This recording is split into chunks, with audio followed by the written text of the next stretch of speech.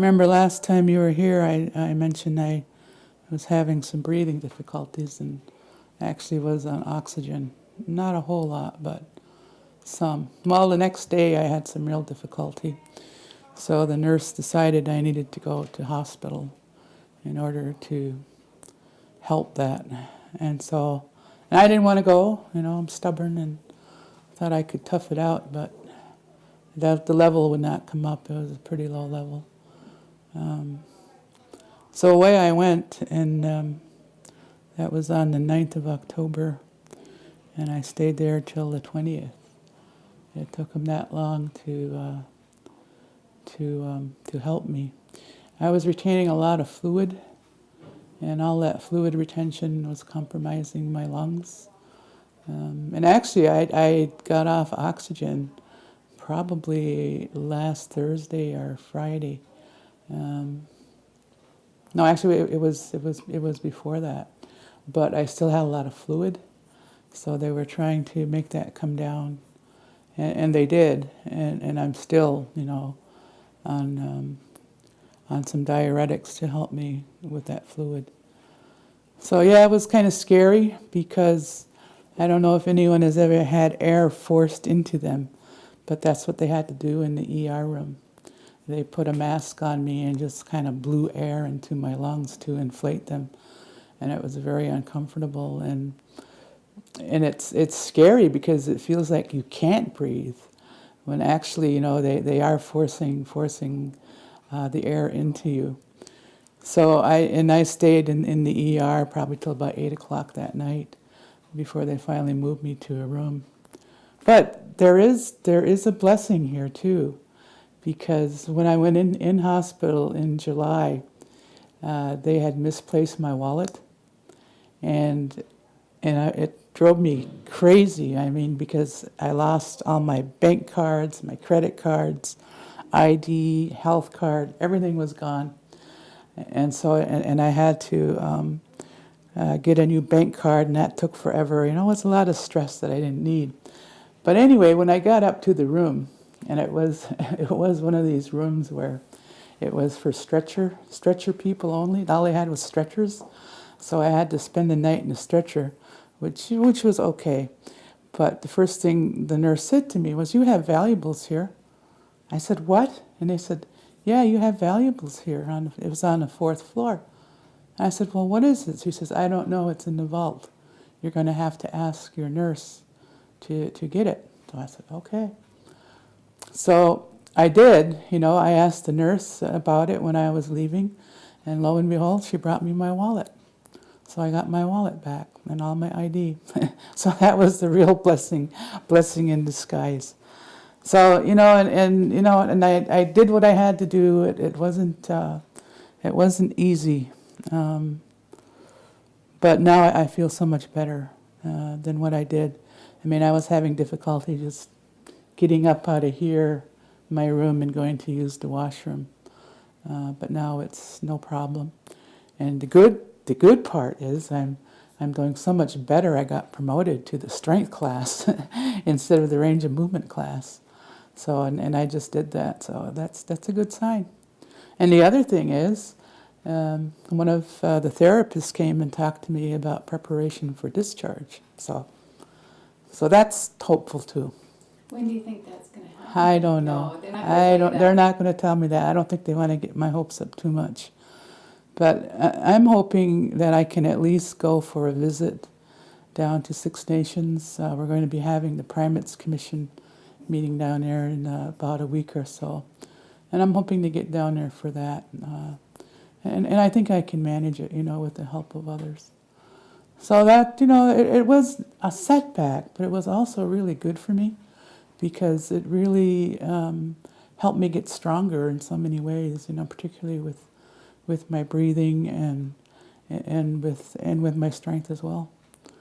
But the food was terrible this round. Cheerios every morning for breakfast. I'm so sick of Cheerios. They're not cheery anymore.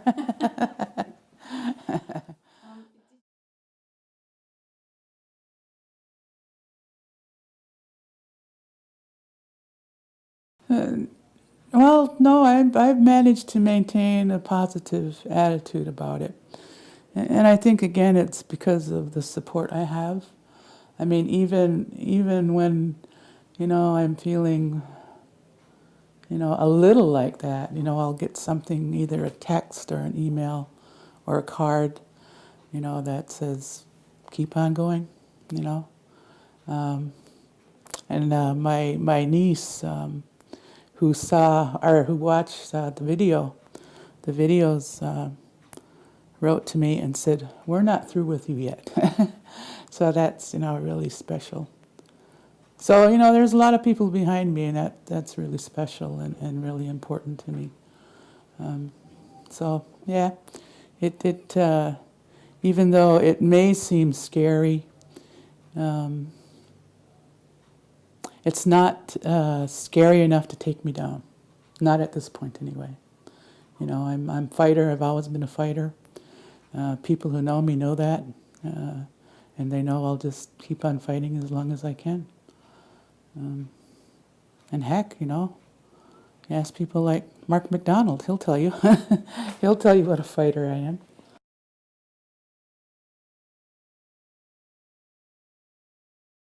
I think it's because I have things I have to do, things that are important to the ministry with Indigenous people, things that are important to me personally, to my family.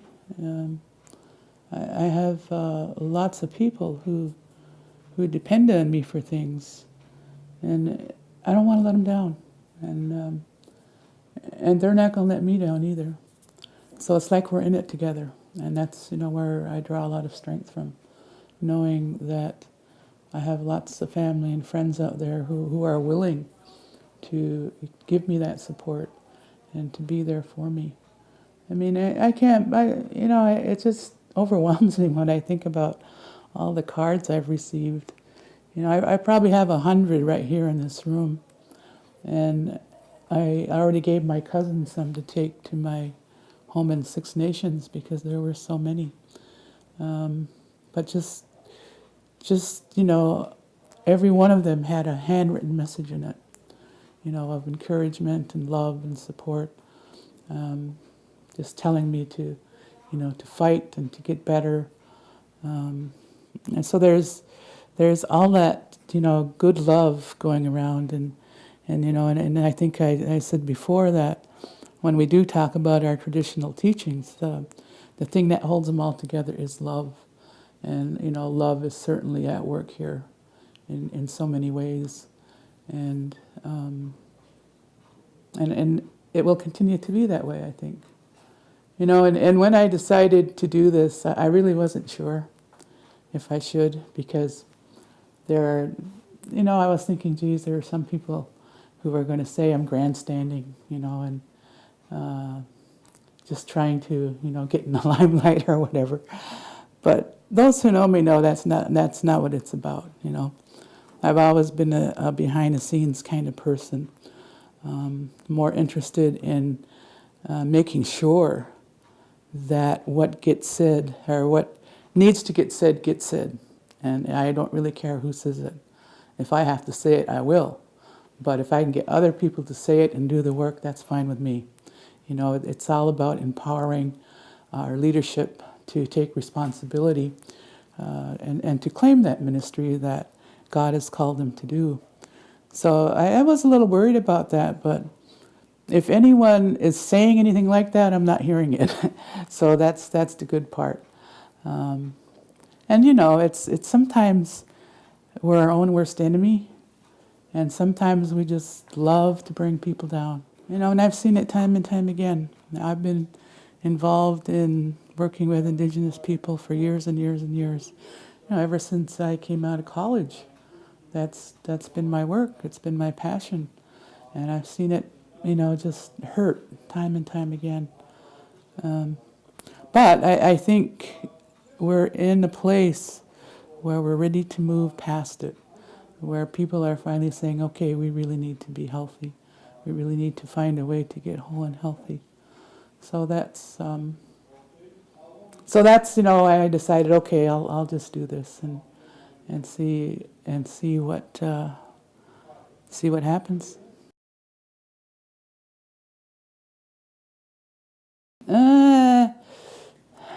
Kind of, yeah, yeah. It's good, I think. But then, again, you think, well, why did I say that? What? How could I have said that better? And that's just human nature when you do this kind of thing.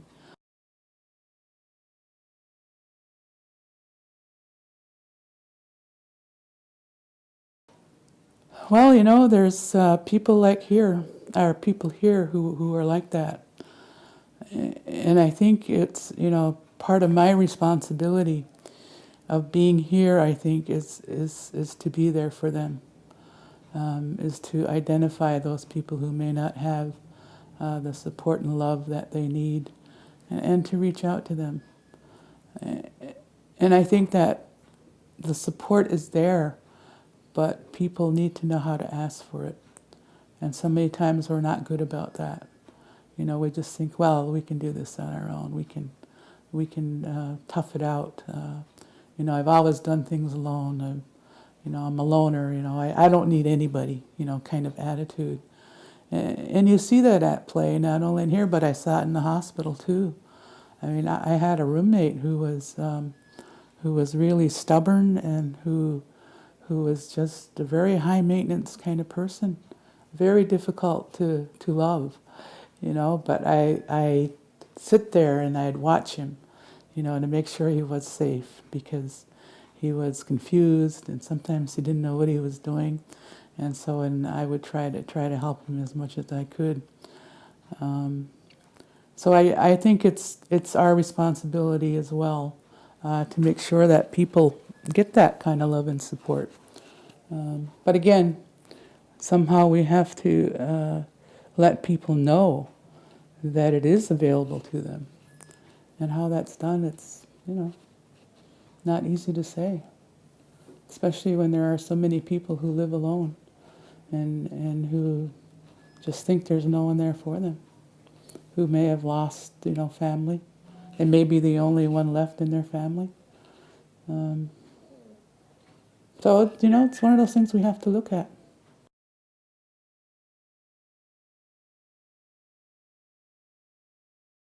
Well, I miss not being able to drive and go where I want to go. That's what I miss most. I really, I'm beginning to miss my routine of, getting on a train and going into Toronto, going to church house and sitting there with Teresa and figuring out what we're going to do and what we need to do and where we're at. That's what I miss. And I guess I miss being around people I know really well, because here, when I came here, I didn't know anybody. Now I know people and know a lot about them, and that always takes me a while to do. But, it's something that's, I think is important for me, because it helps me to